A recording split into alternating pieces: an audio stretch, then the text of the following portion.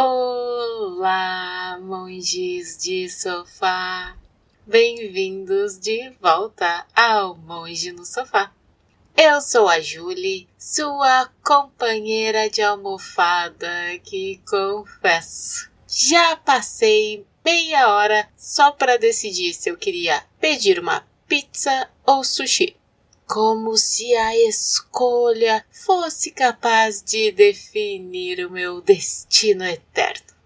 E não é que, no fundo, a gente sente que cada escolha, por menor que seja, carrega, assim, um peso existencial?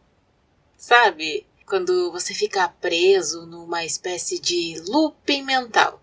Fica lá, matutando, pensando se as suas escolhas são realmente livres ou se o universo já decidiu tudo por você, como um algoritmo de streaming que sabe o que você vai querer assistir antes mesmo de você sequer pensar sobre isso.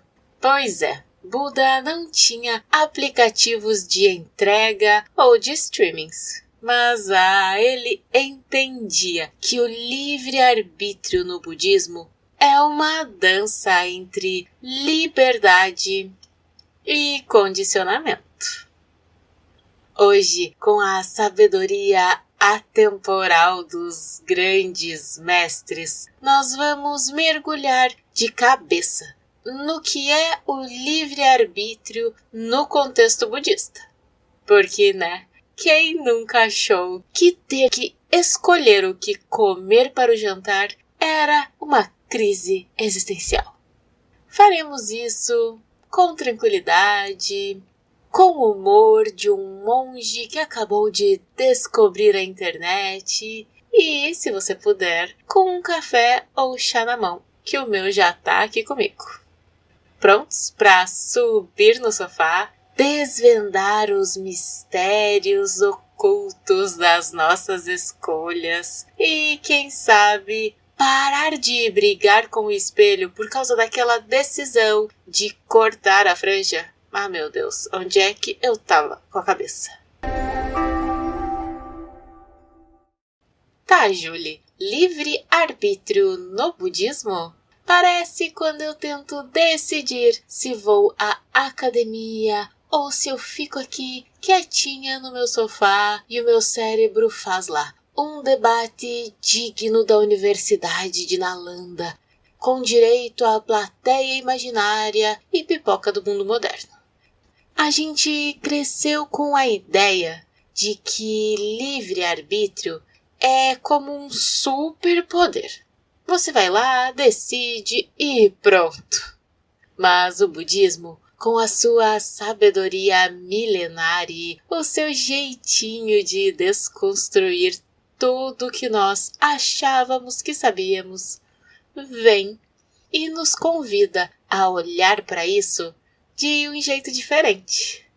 Porque ele rejeita tanto o determinismo rígido, aquela ideia de que tudo já está escrito e nós não temos escolha, como um roteiro de novela que você não pode mudar de jeito nenhum.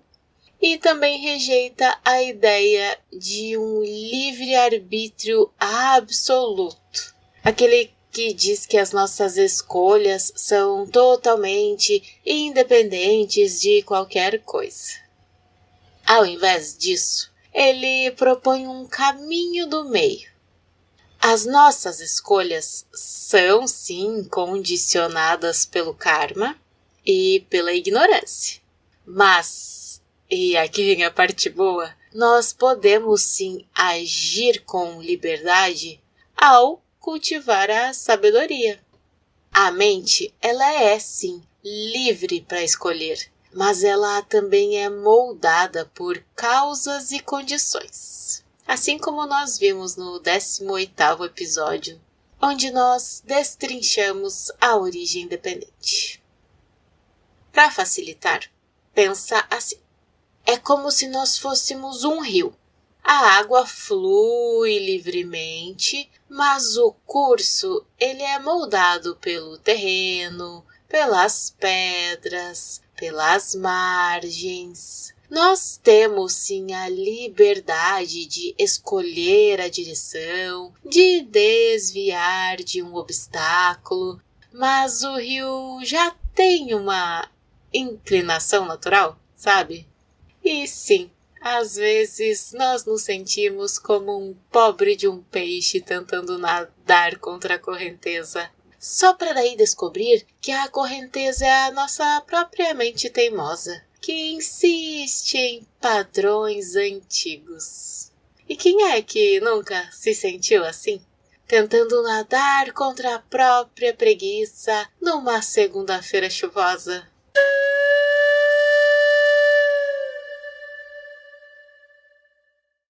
O budismo chama essa teia de interconexões de origem dependente.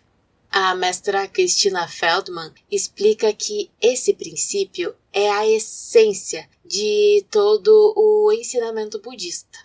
É a compreensão de que nada existe de forma isolada. Tudo afeta todo o resto. Quando há isto, aquilo é. Com o surgimento disto, aquilo surge. É uma visão de vida onde tudo está interligado. E aqui a liberdade não é encontrada fora desse processo, mas dentro dele. E não se trata de transcender a realidade para encontrar um lugar mágico sem causas e condições, não. Mas sim de usar a própria trama da vida para despertar. É como aprender a surfar.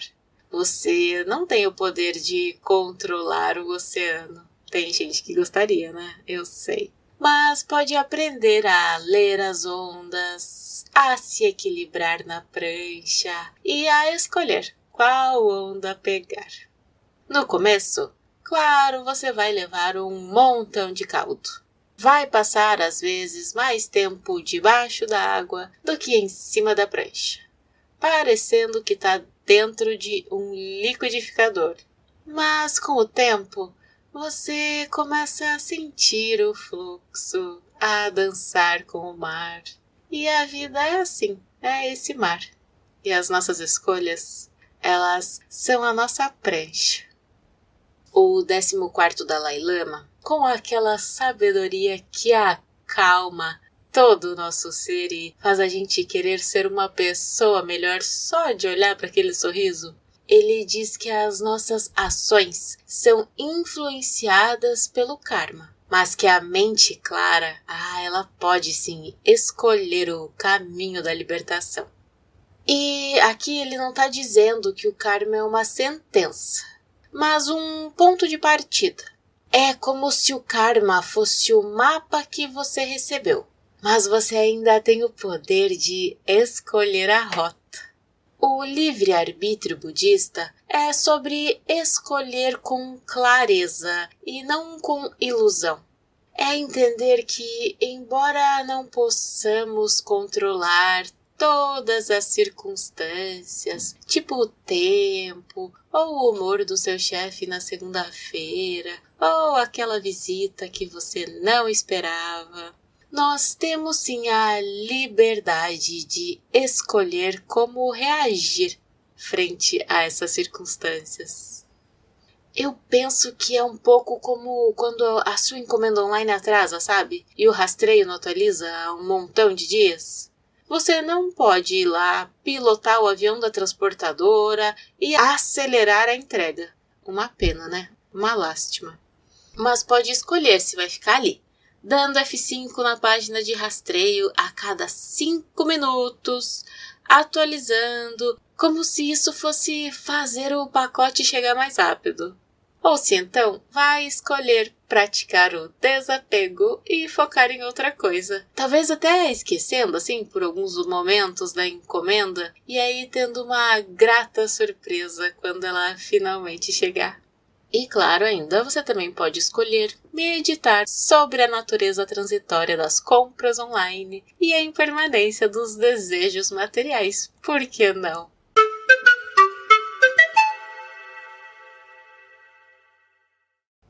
No budismo, a discussão sobre livre-arbítrio muitas vezes se entrelaça com um conceito que, para mim, é muito interessante e prático: a autodeterminação.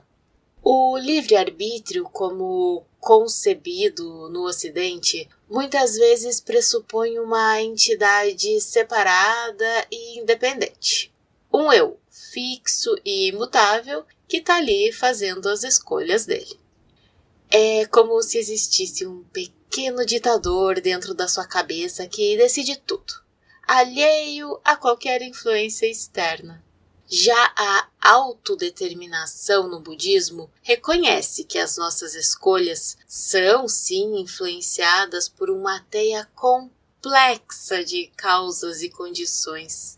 E aqui que está a grande sacada: mesmo dentro dessa teia, nós ainda temos a capacidade de influenciar o nosso futuro através de ações conscientes. É como se nós estivéssemos num barco.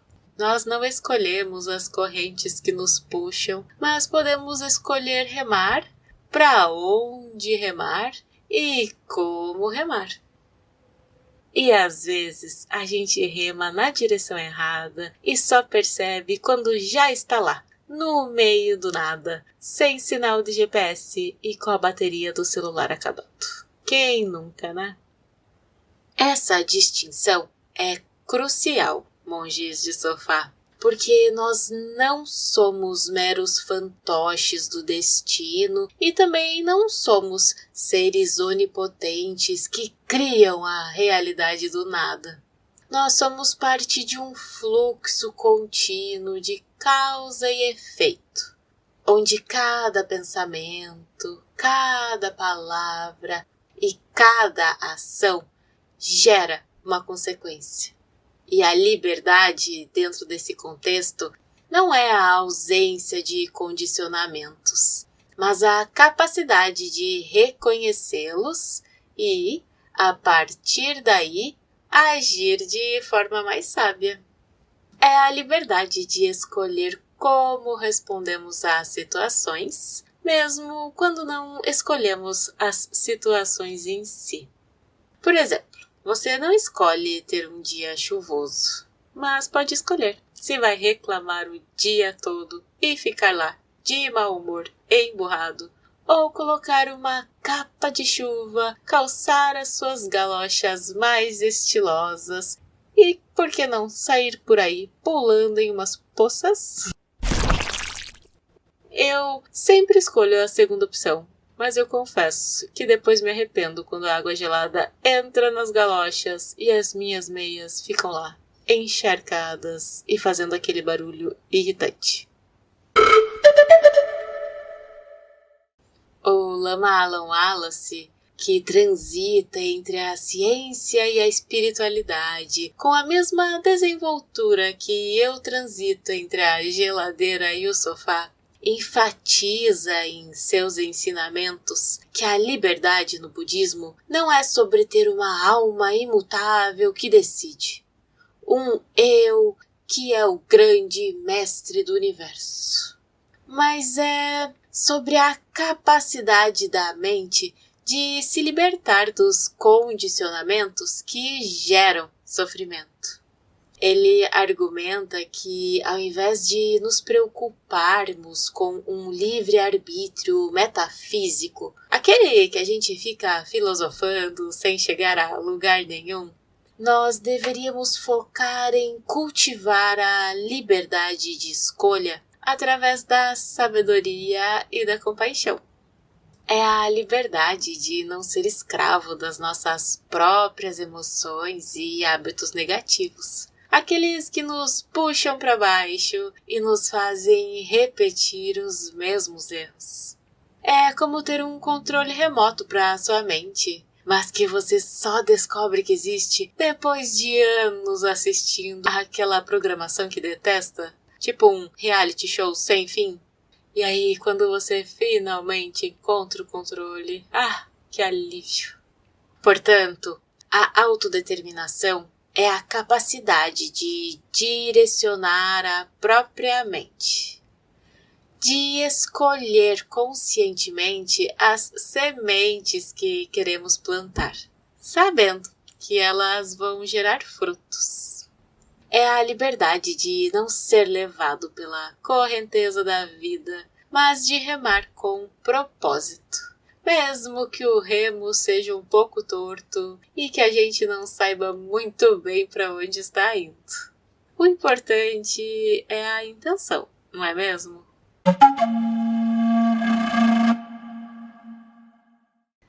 Navegar o livre-arbítrio no budismo é como tentar montar aquele quebra-cabeça de 1000 peças com os olhos vendados. A gente sabe que tem uma imagem final, mas o processo é cheio de tentativas e erros, e às vezes nós só queremos mesmo jogar tudo pro alto e pedir para alguém montar pra gente, não é?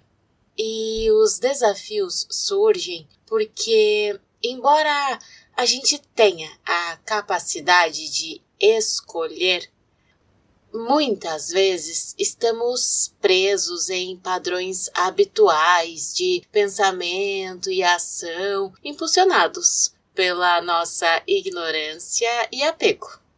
É como ter um mapa, mas ignorá-lo e insistir em seguir o caminho errado porque é o que a gente sempre fez. E sim, eu já fiz isso e mais de uma vez, sabe? E não fui pra academia quando devia. Um dos maiores obstáculos é a nossa própria mente, que, como nós vimos no 31º episódio sobre domar a mente, pode ser um belo de um macaco pulando de galho em galho, fazendo um barulho danado e jogando casca de banana para todo lado.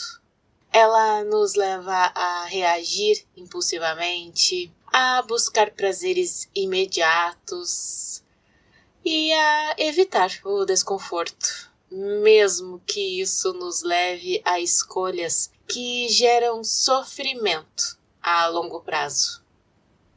É a famosa procrastinação, ou só mais 5 minutinhos que viram horas, a compra por impulso que depois vira arrependimento e uma fatura de cartão de crédito assustadora. É só mais um pedacinho de pizza e chocolate. É só um xingamento que não devia. Pois é. A ilusão de um eu fixo e separado também nos faz acreditar que somos totalmente independentes de causas e condições, ignorando a teia de interdependência que nos conecta a tudo. Nós, por vezes, nos achamos o centro do universo, quando, na verdade, somos apenas um fiozinho em um grande tapete. E vamos combinar que, às vezes, um fiozinho daqueles bem embaraçado, né?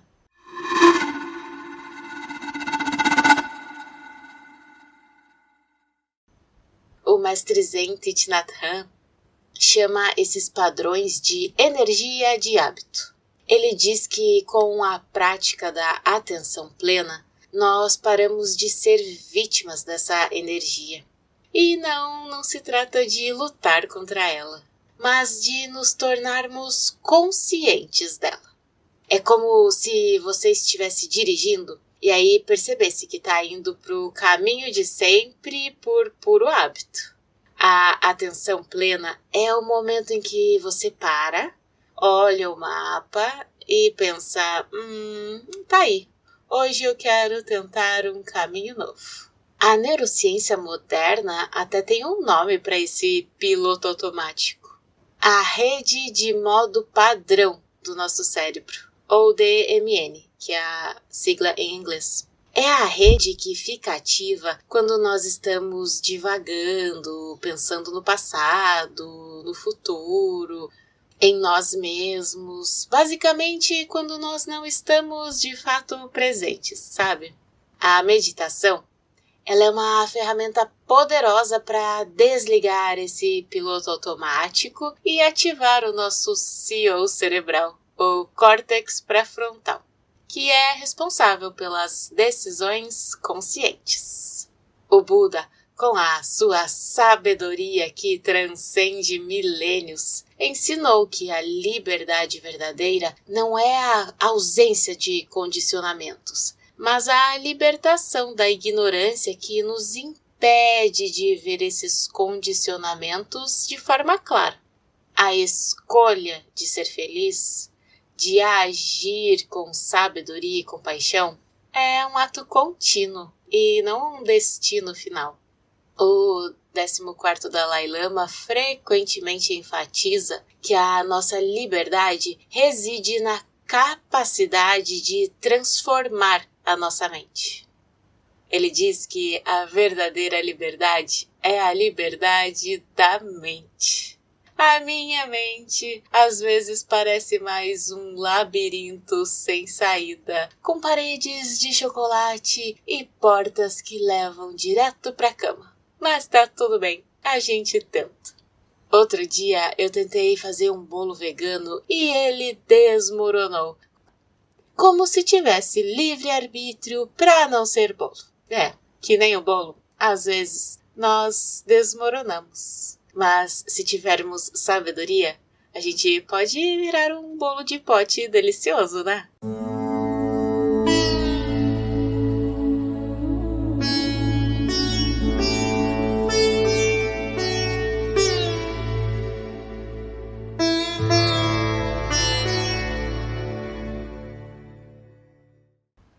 Navegar o livre-arbítrio com sabedoria é como aprender a usar um GPS novo. No começo, a gente se perde um pouco, mas depois chegamos lá.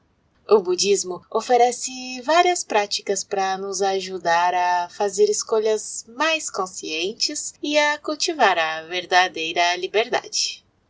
Bora então com 2 práticas pro nosso sofá?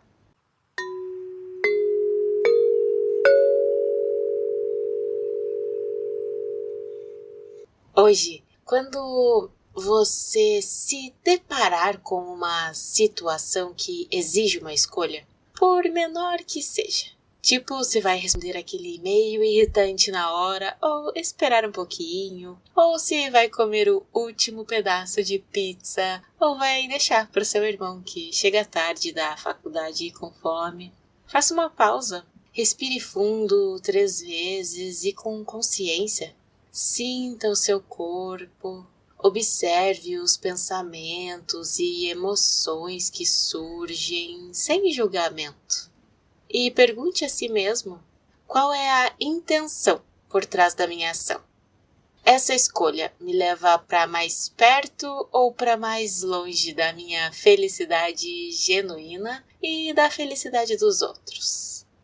Eu, por exemplo, uso essa técnica antes de responder a qualquer mensagem de grupo de família.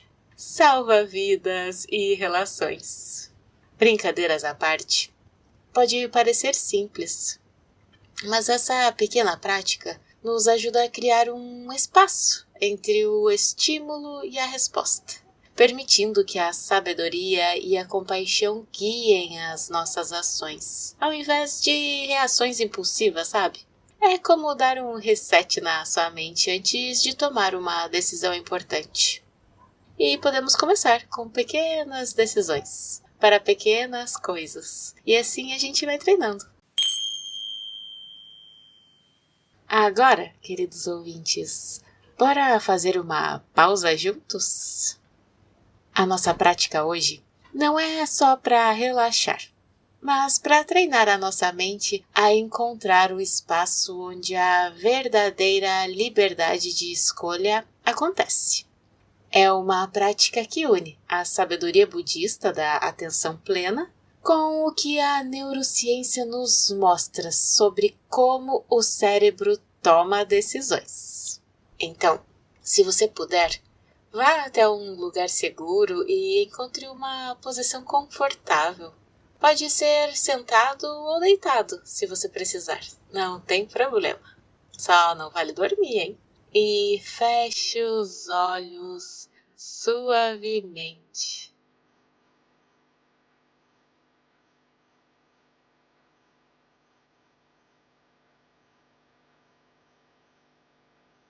Comece trazendo a sua atenção para a respiração. Sinta o ar entrando e saindo do seu corpo. Não precisa mudar nada, apenas observe. Cada inspiração, uma nova onda de vida.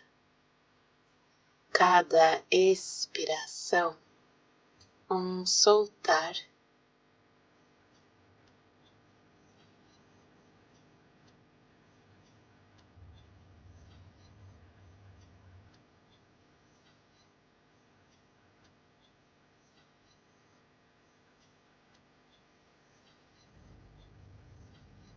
Agora, imagine que a sua mente é um céu vasto e azul e que os seus pensamentos, emoções e sensações são como nuvens que passeiam por esse céu.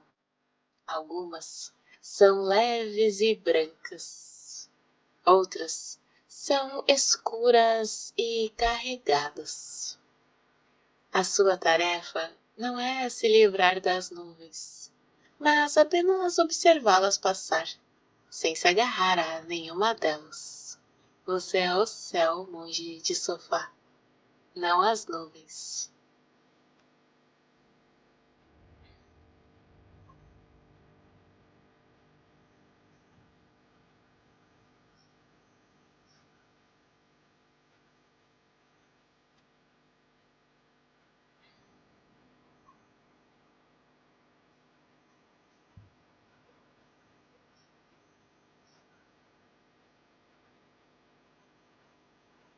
Agora, vamos trazer à mente uma escolha que você precisa fazer.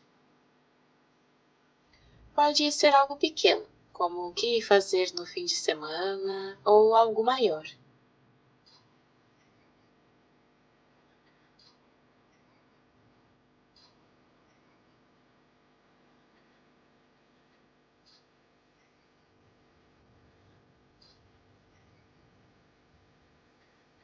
Não precisa decidir nada agora. Apenas traga a situação à sua mente, como se estivesse colocando um objeto no centro da sua atenção.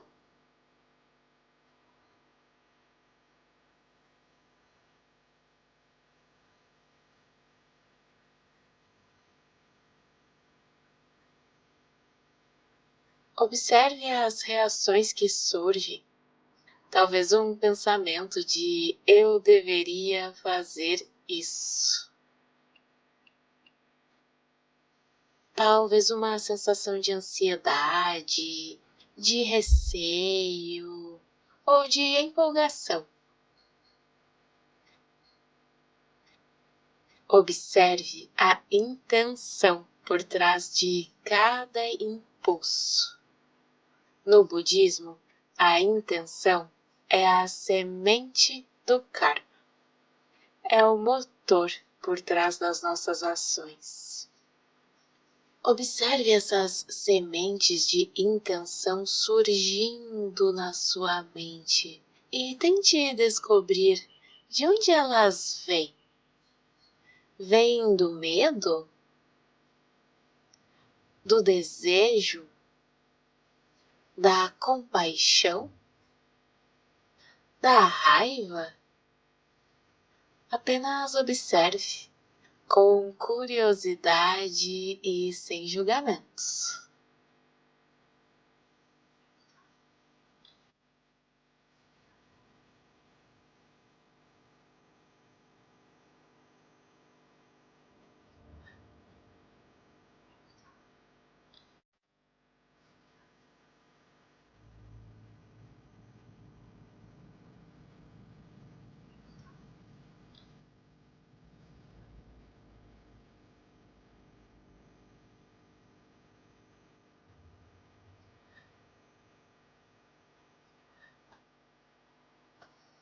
Agora, volte para a situação da sua escolha. Veja se depois dessa observação, um novo espaço se abriu, um espaço entre o impulso e a ação.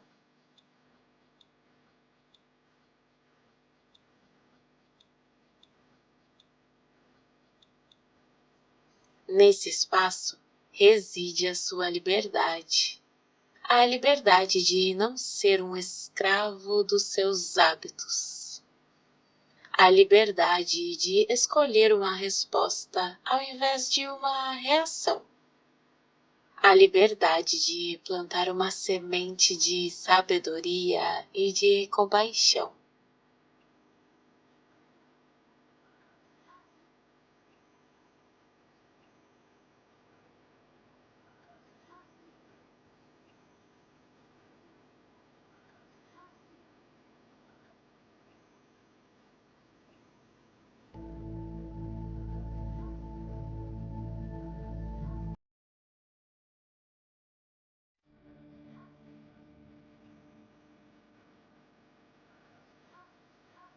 Não se apresse em decidir.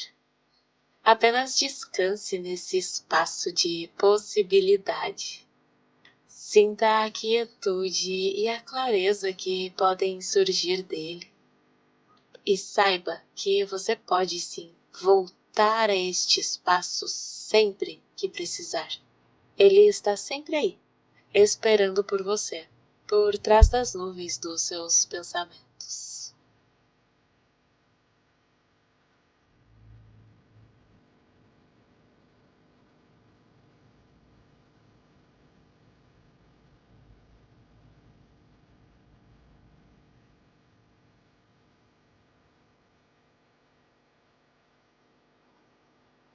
Agora, traga a atenção para o seu corpo.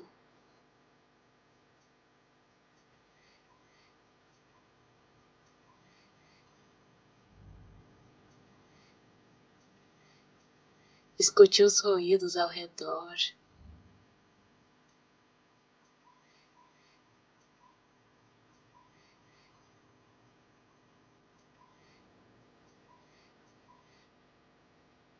E, quando estiver pronto, respire fundo uma vez mais.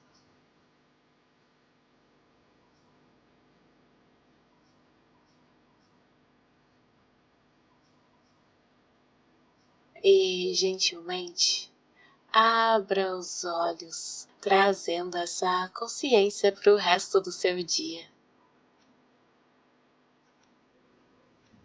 Thich Nhat Hanh, com aquela simplicidade profunda e doce, ele nos lembrava que a cada passo nós podemos escolher a paz, a alegria e a liberdade. E ele não está falando de grandes revoluções, queridos ouvintes, mas das pequenas escolhas do dia a dia.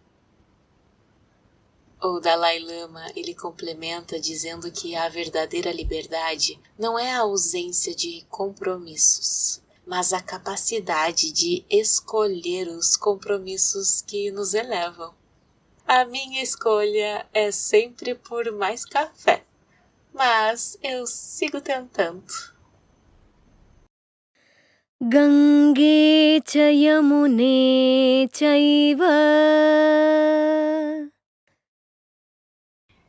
Entender o livre-arbítrio no contexto budista é como se dar conta de que você é o diretor do seu próprio filme.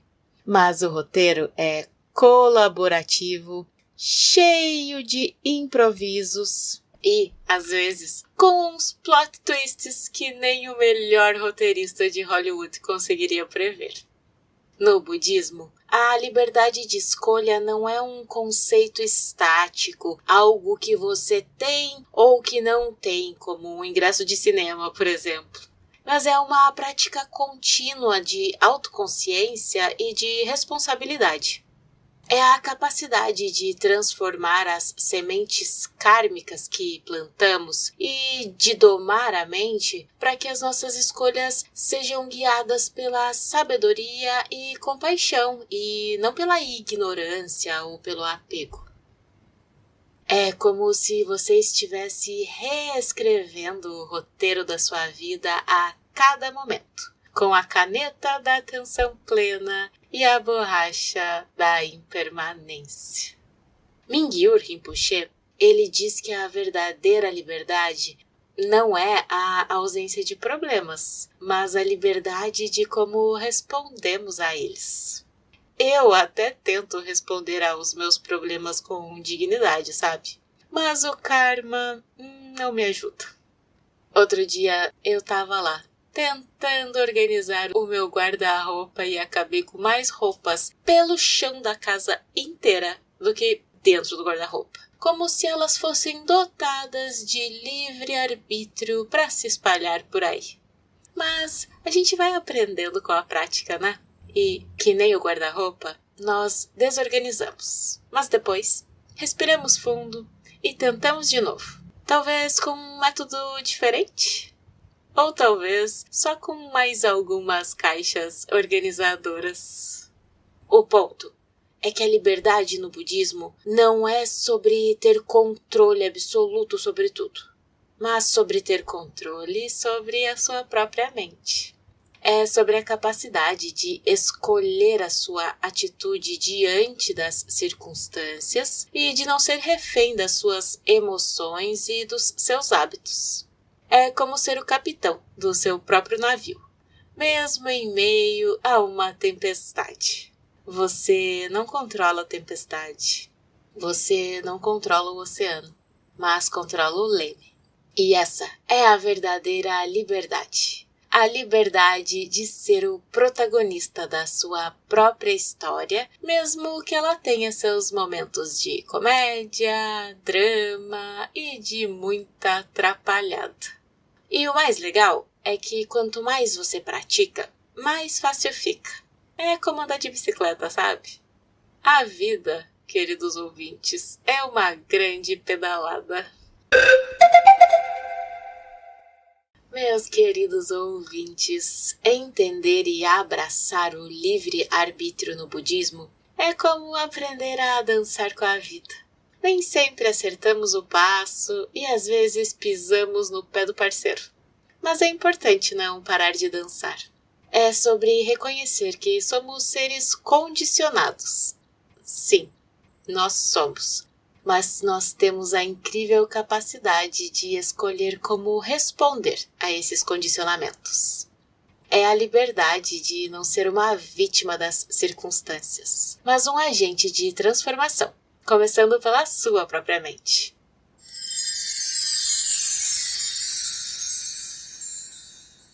Por hoje é só. Se esse episódio tocou você, por favor, se inscreva no canal no YouTube, siga o podcast, deixe a sua avaliação e compartilhe com alguém que está precisando de um empurrãozinho para navegar com mais sabedoria pelas escolhas da vida. Até eu, que vivo brigando com a ideia de que preciso ser perfeita, tô tentando. Eu sou a Júlia e foi uma alegria dividir esse sofá com vocês hoje. Muito obrigada por estar até aqui. Até a semana que vem. E que os seus dias sejam leves, a sua mente seja um céu sem nuvens e os seus sofás cheios de paz.